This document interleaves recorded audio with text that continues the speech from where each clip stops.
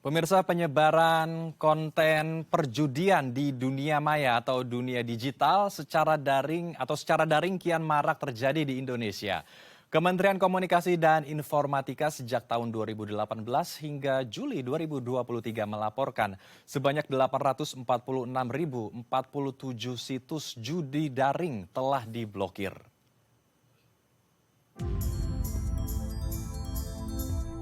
Pasca dilantik Presiden Joko Widodo, Menteri Komunikasi dan Informatika Budi Aristiadi akan memerangi judi daring yang marak di tanah air. Penanganan konten judi daring telah diatur dalam Pasal 27 Ayat 2 Undang-Undang Informasi Transaksi Elektronik, di mana pasal tersebut mengancam pihak yang secara sengaja mendistribusikan atau membuat dapat diaksesnya judi daring dengan pidana penjara paling lama 6 tahun dan atau denda paling banyak 1 miliar rupiah. Pasal 303 Base KUHP turut mengancam para pemain judi dengan pidana penjara paling lama 4 tahun dan atau denda pidana paling banyak 10 juta rupiah. Sejak 2018 hingga Juli 2023, sebanyak 846.047 situs judi daring telah diblokir. Bahkan dalam sepekan terakhir, ada 11.333 platform dengan muatan konten judi daring yang diberantas. Khusus konten perjudian, Kementerian Kominfo dapat melakukan pemutusan langsung jika konten tersebut terdapat dalam suatu situs, maka Kementerian Kominfo akan melakukan pemutusan akses terhadap situs yang mengandung muatan perjudian. Sedangkan untuk konten yang terdapat pada platform media sosial, maka Kementerian Kominfo akan meminta pengelola platform untuk menghapus konten perjudian tersebut. Jika platform menolak untuk melakukan penghapusan, maka akan dikenakan sanksi sesuai peraturan perundang-undangan yang berlaku. Ya, untuk membahasnya lebih lanjut kita telah terhubung langsung dengan Profesor Sunyoto Usman selaku sosiolog dari Universitas Gadjah Mada. Kita langsung sapa narasumber kita. Selamat siang Pak Sunyoto, apa kabar? Assalamualaikum Pak. Waalaikumsalam warahmatullahi wabarakatuh. Baik, sebelum kita berdiskusi, kami mohon izin Pak, kamera handphonenya boleh ditundukkan sedikit agar lebih terlihat jelas gambar Pak Sunyoto di frame atau layar kita. Baik, sekarang sudah lebih baik. Baik, kita akan membahas tentang judi online yang saat ini sedang marak terjadi di mana-mana dan semua kalangan pun ikut bermain di dalamnya. Tadi di tayangan sebelumnya sudah dikatakan bahwa situs judi online sudah diblokir ya. Ada ratusan ribu yang sudah diblokir oleh Kementerian Komunikasi. Tetapi nyatanya sampai saat ini masih banyak Pak warga kita yang bermain judi online. Bahkan dari kalangan menengah ke atas pun juga ikut bermain ya. Sebetulnya apa yang membuat orang-orang kita, warga kita ini begitu tertarik bermain judi online? Padahal sudah mengetahui resikonya akan kehilangan uangnya. Ya, itu judi itu kan sudah jadi budaya kita itu kan ya. Terus apa saja dibuat media judi ya. Nanti pilkada, pilpres, apa saja banyak sekali. Jadi itu memang sudah mengakar sudah sejak lama. Tapi kalau teori sosiologi dipinjam, untuk membahas ini ada yang disebut teori DBO. D-nya itu desire, keinginan, B-nya itu belief, O-nya itu opportunity. Nah keinginannya memang ya bandarnya ingin cari uang kan ya. Nah yang masang judi bermacam-macam itu. Di samping ya cari uang, ada mungkin juga hiburan tuh. Tapi intinya memang gambling, ya. Keyakinannya itu ini kan sulit dikontrol ya. Perjudian apa saja itu sulit dikontrol, apalagi yang menggunakan media, ya. Karena ini kan transparan, lalu sulit dilacak gitu ya. Nah opportunity-nya ini memang perjudian online itu mudah diakses, beragam, banyak ragamnya. Sehingga yang satu ditutup, misalnya yang satu diambil tindakan, lalu muncul. Dan kemudian dibuat aplikasi-aplikasi baru yang intinya itu memudahkan untuk orang berjudi. Gitu. Jadi kalau mau diberantas itu memang agak sulit ini. Ini kayak budaya judi itu memang sudah lama ada itu dalam kehidupan masyarakat kita. Gitu. Baik, jadi ini sebuah hal yang menjadi problematika yang sulit diselesaikan ya. Kembali lagi juga karena ada Betul. teknologi yang memudahkan untuk tangan-tangan tidak bertanggung jawab membuat akun-akun atau sebuah software judi Aplikasi. online ya. Karena teknologi ini seperti pedang bermata dua ya. Di satu sisi memang mempermudah kita dalam beraktivitas, berkomunikasi, membuat kita juga lebih nyaman dengan aktivitas di media sosial. Tapi di satu sisi ini ada side effect negatifnya, yaitu juga mempermudah orang-orang yang tidak bertanggung jawab melakukan hal-hal negatif seperti membuat judi online ini ya. Dan ada lagi selain alasan ekonomi, mungkin kalau dari warga yang menengah ke bawah bermain judi online ini ingin mengubah nasib ya, karena ekonominya dia sulit, sehingga bermain judi online mereka berharap bisa meraup cuan yang banyak sehingga ekonominya bisa jadi lebih baik. Tetapi ada juga dari kalangan yang menengah ke atas, Pak Sunyoto. Bahkan ada anggota DPRD kita yang juga ikutan bermain judi online saat dia bekerja, saat sedang rapat ya.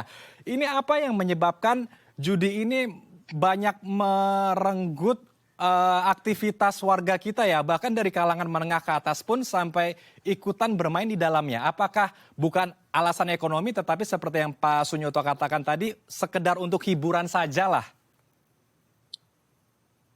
Kalau kasusnya anggota DPR itu memang unik ya.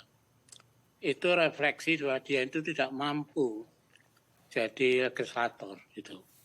Sehingga isu-isu yang dibahas itu tidak nyampe pada otaknya. Jadi jangan disalahkan judinya saja, tapi itu ya orangnya itu. Kalau kasus anggota parlemen ya. Kalau orang-orang lapisan bawah memang bisa jadi kayak hiburan itu ya. Misalnya penyiar TV aja itu, ini yang nanti cewek apa cowok itu sudah jadi taruhan itu. Lalu nomor sepeda motor yang mau lewat itu ganjil apa genap itu sudah bisa taruhan. Nah, itu mungkin hiburan dia gitu ya, Anda sebut tadi itu. Tapi kalau kasus anggota parlemen itu ya itu suruh berhenti saja, itu jelas refleksi ketidakmampuan dia menjadi legislator. Membahas isu malah judi. Ya. Gitu. Baik, jadi itu kembali lagi ya ke pilihan orangnya masing-masing, apakah memang betul ingin bekerja keras untuk mendapatkan sebuah keuntungan atau finansial dalam menghidupi kehidupannya dia, atau ya mencari jalan pintas, shortcut dengan bermain judi online. Kalau kita membahas tentang judi online, ini kan sifatnya seperti narkotika ya, dia ada zat adiktif di dalamnya sehingga orang betul-betul bisa kecanduan bermain judi online, bahkan sampai ada yang melakukan pinjaman online ilegal bahkan, sehingga ada banyak orang-orang kita yang terjerat berbagai macam pinjaman dan bingung akhirnya ingin melunasi hutangnya seperti apa. Memang sebetulnya seperti apa Pak skenario dari judi online ini sehingga banyak orang kita yang betul-betul adiktif, betul-betul ketergantungan, betul-betul setiap hari ingin bermain judi online, bahkan banyak juga yang sudah menggadaikan aset di rumahnya? Itu ya bandarnya harus ditindak itu. Jangan masyarakatnya saja. Masyarakatnya diberi edukasi, literasi, tapi yang lebih penting itu bandarnya juga. Karena bandar itu bisa memanipulasi aplikasi ya yang untuk memenangkan dia, dan dia bandar itu juga licik itu ya. Jadi ini permainan bandar ini luar biasa, dan saya kira banyak orang sudah menduga bandar ini ada relasi-relasi jaringan yang sangat kuat. Ya, jadi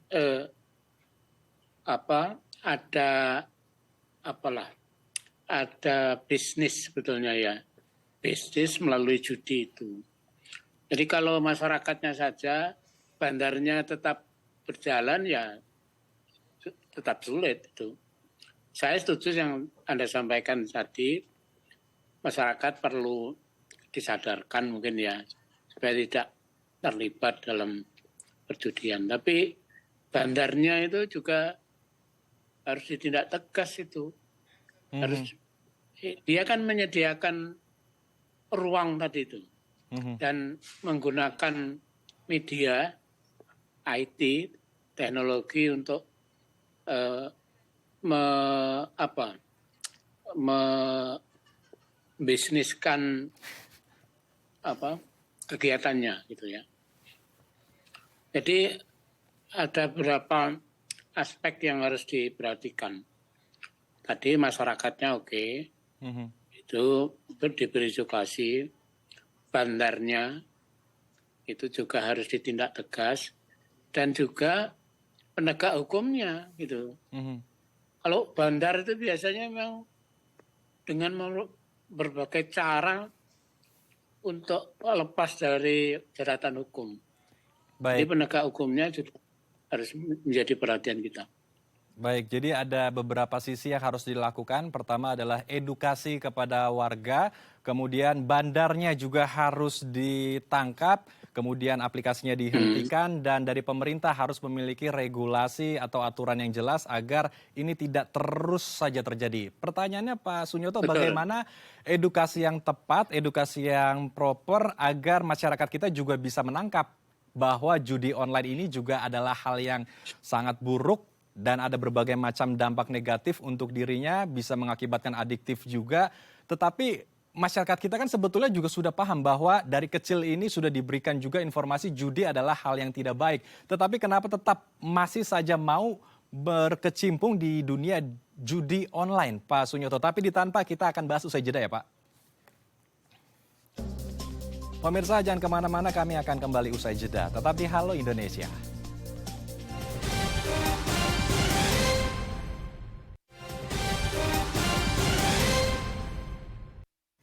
Terima kasih pemirsa, Anda masih bersama kami di Halo Indonesia. Kita akan melanjutkan diskusi hangat kita, membahas tema tentang memberantas judi online bersama dengan Bapak Sunyoto.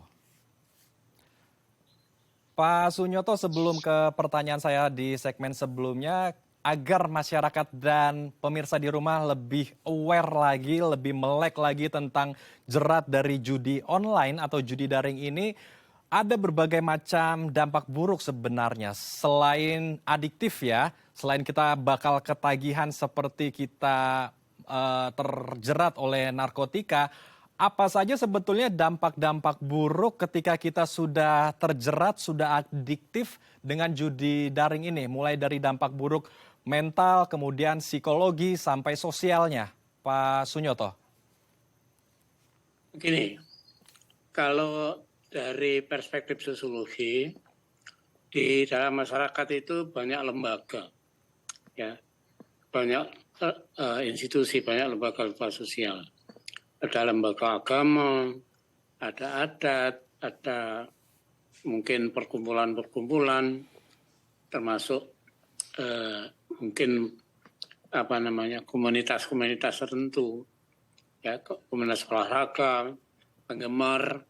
Kalau di Jogja itu ada penggemar burung perkutut misalnya. Nah, bagaimana kemudian lembaga-lembaga ini dapat didorong ya untuk berperanan melakukan edukasi itu. Kalau hukum jelas ya, itu ada pengawalannya kan, ada penegak hukumnya. Cuma yang selama ini terlihat kan hanya kuratif ya. Preventifnya masih harus lebih giat lagi. Kemudian lembaga-lembaga agama bisa kemudian mengurai bagaimana dampak perjudian itu. Nah, sayangnya kan kalau kita dengar lembaga-lembaga agama ini kan sudah pokoknya berpolitik itu pilpres, pilkada itu. Harusnya agak dikurangi lah itu. Kurangi untuk lebih melihat kehidupan nyata, memberi santunan pada kelompok-kelompok miskin, duafa. Kemudian ada lembaga-lembaga adat ya, yang sebenarnya secara adat itu sudah jelas sekali itu dilarang. Kalau di Jogja orang mengenal molimo ya, salah satu itu judi. Itu bisa bergulir preventif itu lewat lembaga-lembaga adat ini. Jadi intinya itu kuratifnya harus sejalan, sinkron dengan preventifnya. Jadi tidak bisa hanya kuratif saja, dihukum, didenda, tapi lebih dari itu adalah ada pengawalan ya secara kelembagaan. Terus dijadikan wacana, jadikan isu, sehingga orang kemudian tidak mudah terpikat oleh bandar itu. Dan jangan lupa ya,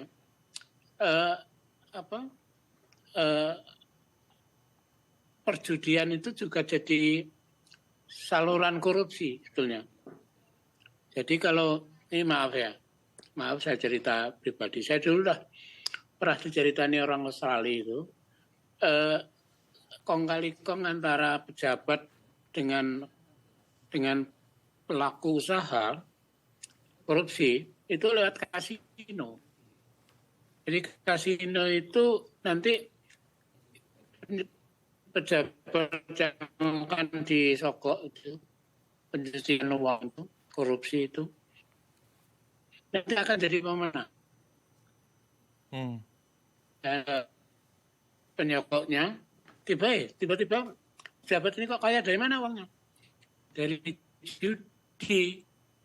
Karena kasinonya sudah disahkan dulu.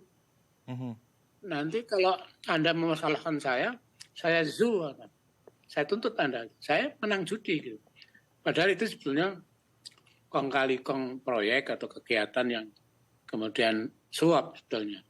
Nah, jangan ini kita kan sudah terjadi kan, ada transfer ke kasino Singapura misalnya, ya itu bisa miliar gitu. Nah ini cara-cara perjudian itu licik sekali melalui itu, dan aplikasinya bisa mereka setel itu menjadi pemenang dan menarik uang itu. Nah itulah rumitnya, maka teknologi dan sebagainya harus diurai gitu. Bagaimana betul-betul perjudian yang kemudian semakin canggih. Jadi Anda betul tidak hanya lapisan bawah saja, tapi juga lapisan atas sedang bermain judi juga gitu. Gitu. Baik, jadi ada beberapa oknum yang justru menggunakan teknologi dan memanfaatkan judi online ini untuk melakukan pencucian uang ya, dan berbagai macam hal negatif di luar sana.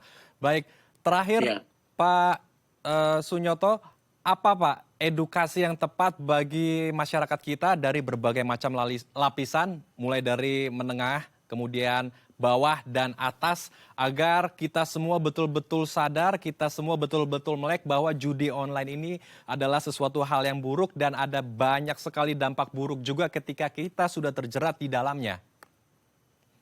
Ya, masyarakat kita itu kan masih punya ikatan primordial yang kental ya, meneliti ke atas. Jadi pemimpin-pemimpin adat, pemimpin informal, kiai, ustadz itu bisa memberikan sosialisasi yang sistematis gitu, dengan mengambil isu-isu yang relevan dengan maraknya judi melalui teknologi ini. Jadi ikatan-ikatan primordial itu bisa menjadi saluran untuk melakukan edukasi.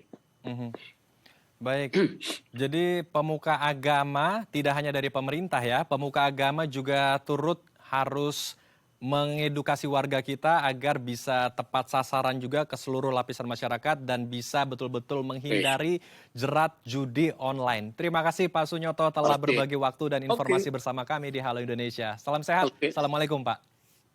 Waalaikumsalam warahmatullahi. Pemirsa, di Medan, Sumatera Utara ada kaum ibu yang inovatif mengolah jahe dan jeruk kasturi menjadi panganan yang menarik. Nah, seperti apa inovasinya? Usai jeda tetap di Halo Indonesia.